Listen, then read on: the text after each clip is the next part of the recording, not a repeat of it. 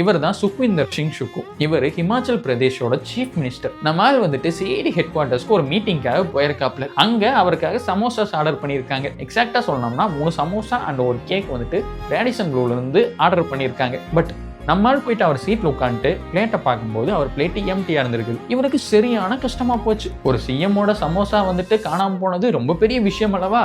So எவன்டா என் சமோசாவை திருடிட்டு போனது, அதை கண்டுபிடிங்க அப்படின்னு சொல்லிட்டு அதுக்கு ஒரு கேஸை ரிஜிஸ்டர் பண்ணுறாங்க. இது சிஐடி ஹெட் குவார்ட்டர்ஸ்லேயே நடந்ததுனால வேற வழி இல்லாமல் சிஐடி அதில் டைரெக்டாக இன்வால்வ் ஆகுறாங்க.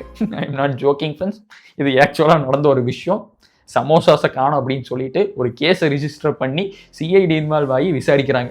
விசாரணையில் என்ன தெரிய வந்ததுன்னு கேட்டிங்கன்னா, இவருக்கு வந்து சமோசாஸை மாற்றி செக்யூரிட்டிஸ் கிட்ட கொடுத்துட்றாங்க. அந்த செக்யூரிட்டிஸ் வந்துட்டு அந்த சமோசாவை சாப்பிட்டு ஆன்டி கவர்மெண்ட் ஆக்ட் பண்ணிடுறாங்க.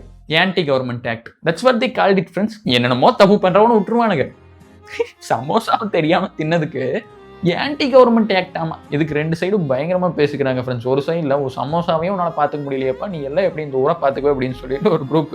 இன்னொரு சைடில் பார்த்தா ஒரு சமோசா காணாமல் போனதெல்லாம் ஒரு பிரச்சனையாப்பா, இதுக்கு எதுக்கு எங்கள் டேக்ஸ் மணியெல்லாம் வேஸ்ட் பண்ணி ஒரு கேஸை ரிஜிஸ்டர் பண்ணி விசாரிக்கிற அப்படின்னு சொல்லிட்டு ஒரு குரூப். இதை பற்றி நீங்கள் என்ன நினைக்கிறீங்க?